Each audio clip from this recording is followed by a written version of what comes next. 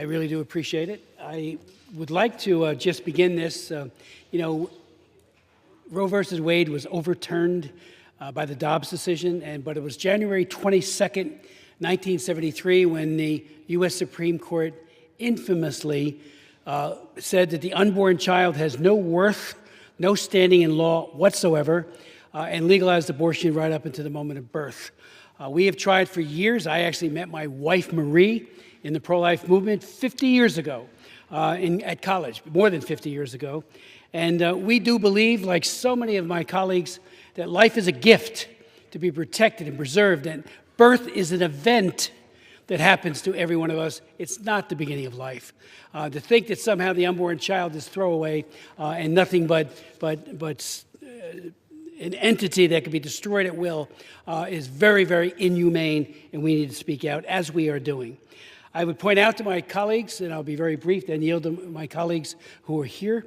There are more than 2,700 pregnancy care centers throughout the United States working to help women choose life. Each and every one of them an oasis of love, compassion, empathy, respect, and care for mothers and their precious children. Yet some states and lawmakers, including my own state of New Jersey, seek to discriminate against pregnancy care centers by violating fundamental conscience rights, including trying to compel them to participate or be complicit in abortions. We saw that especially in California.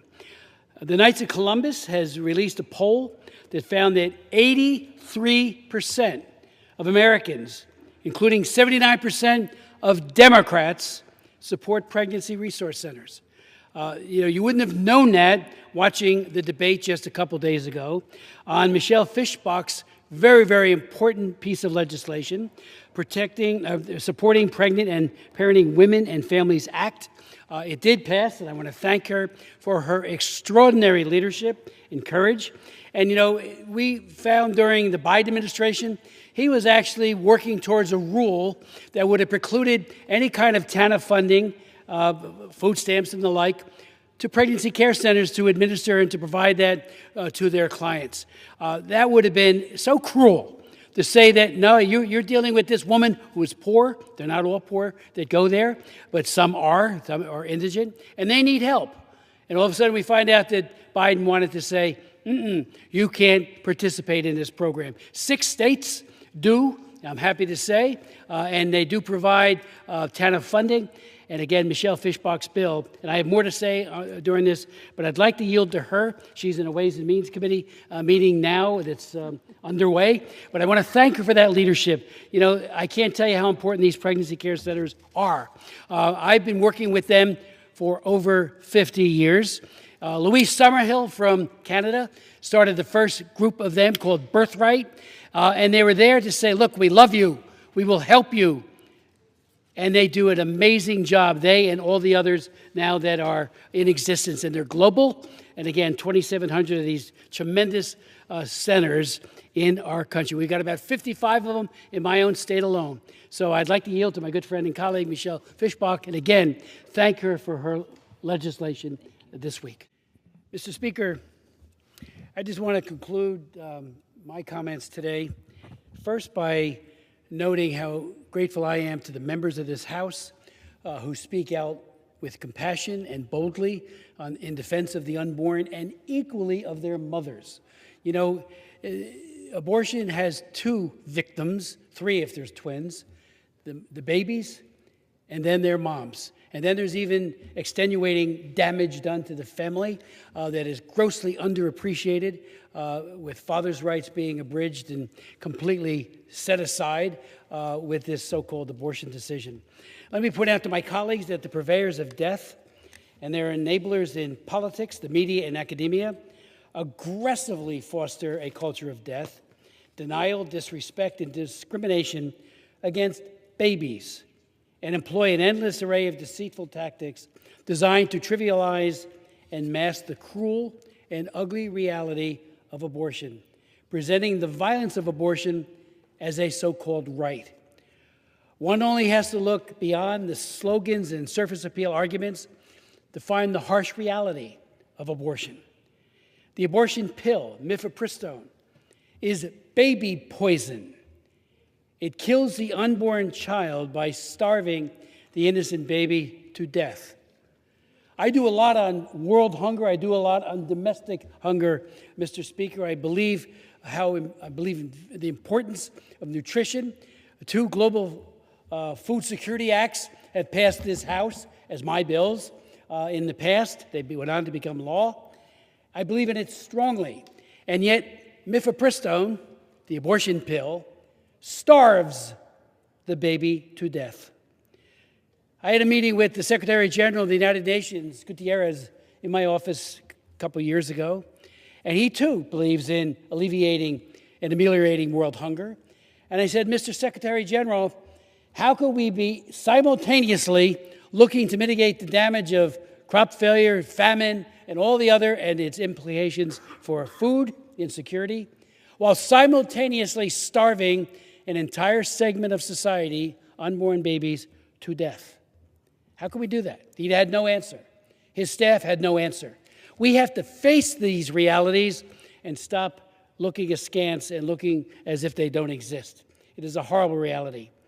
Let me also point out to my colleagues that the abortion pill, about 60% of all the abortions now are procured through mifepristone in the United States. It is very dangerous to women. When Bill Clinton and his FDA commissioner, Kessler, went over and begged that Roussel Uclaf, who then was marketing this abortion pill, send it to the United States, where does the FDA commissioner come in saying, we need this baby poison, it doesn't cure anything, unless you construe an unborn child to be a tumor or something that needs to be vanquished and excised. And of course they're not.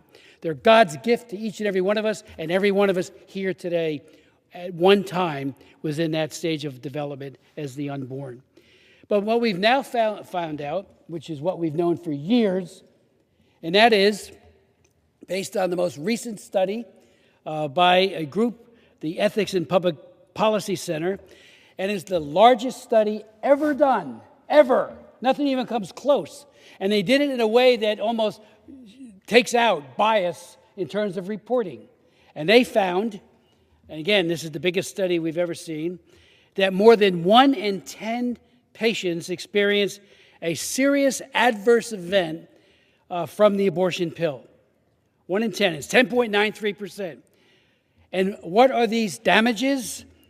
Serious infection, sepsis, which could be life-threatening, hemorrhaging, and a number of other adverse events. Do you hear Planned Parenthood ever saying, oh, the pill carries with it all of these deleterious effects to women? Never. They tell lies that deceive women, and they say that, oh, it's very, very safe. I'm very critical of the FDA for all these years. You know, they did sham studies on this over the years. We pointed it out. Nobody listened. And now this study breaks through and says, please, the women need to know that there are very serious consequences to this abortion pill. Let me also say to my colleagues that, yes, everyone's in the pro-life movement that can make it will be at the March for Life tomorrow, March for Life here in Washington. And thank God that the growing number of young people in this country are pro-life, rejecting the very surface appeal argumentation that's been used to dismiss and trivialize the beautiful life of an unborn child, and again, the terrible effects that these abortions have on women. Today, and it will be announced officially tomorrow, the Trump administration has just announced a comprehensive new policy protecting life in foreign assistance. It's humane, life-affirming, and rejects the culture of death, which we have been exporting all over the world by hijacking our foreign aid for very good projects, malaria alleviation and all the other, PEPFAR, which is a good program, but it was hijacked by the Biden administration, and the recipients of that funding was told, change the policies of the country where you're working to have abortion on demand. The only reason PEPFAR didn't get reauthorized in the last Congress was because of that, because he had hijacked it. And unfortunately, that's not what we signed up for. We wanted to mitigate mother-to-child transmission, and I did the reauthorization of it for 5 years, several years ago. I really believe in it, and was shocked and dismayed and angered that the Biden administration took that money and used it for things that it was not intended to be used for. The new conditions that have been now promulgated, the rule goes into effect shortly, Monday, I believe, actually conditions $30 billion in foreign aid to serve humanitarian and health needs around the world, instead of bankrolling UN entities and NGOs that promote and perform abortion violence. I can't tell you how discouraged I am that the WHO has become just another Planned Parenthood, and they push abortion on demand right till birth. That's their, and no conscience rights. If you're an OB/GYN or a nurse or anyone else, you can't say, please, I don't want to be involved. Governments would have the coercive power to say, you do that or else you're not licensed any longer. I would say to my colleagues, too, that a Marist poll that was released today found that a huge majority of Americans, 69%, oppose using tax dollars to support abortion in other countries. 29% are for it, and I would point out that the independents, it's 59%. Republicans even higher, and Democrats are tied in terms of those who support promoting global abortion and those who do not. But 69% in the aggregate who feel that way. At this podium in 1985, I offered the amendment to defund the UNFPA because of its forced abortion complicity, which was shameless, and it is to same today, but in China especially, but also to protect the Reagan Mexico City policy, which has now been reiterated and strengthened by the Trump administration. So this is really important, life-saving work, and I am shocked and dismayed again that so many people don't see the very simple fact. Next time you see an ultrasound, children or your grandchildren, just remember those very children at that very age are being dismembered or chemically poisoned by this abortion pill. And again, I don't know how anybody defends dismemberment abortions. What got me into this movement way back when, 1972, was when I saw the effect of a dismemberment abortion. Limbs hacked off, decapitation of the head, and that was seen as a benign procedure called a D&E. I'm just shocked at that people don't see that is violence against children, and equally it's violence against mothers. I call on everyone who might be watching this, please pray for this movement. Pray for the mothers. The pregnancy care centers, and I'll finish on this, are filled to overflowing with women who have had abortions and never want to see another woman suffer like that. I have met with so many. One woman who was trafficked, and I talked about it during the Michelle Fischbach amendment the other day, or bill. She was trafficked for years. She was helped by a pregnancy care center who just loved her, helped her with her child both during the pregnancy and afterwards. And then now she is running a pregnancy care center because she cares so much that no other woman experienced, for whatever the trauma is, what she went through. So I do thank you. I would like to yield to my good friend and colleague, Andy Barr, such time and that we have remaining.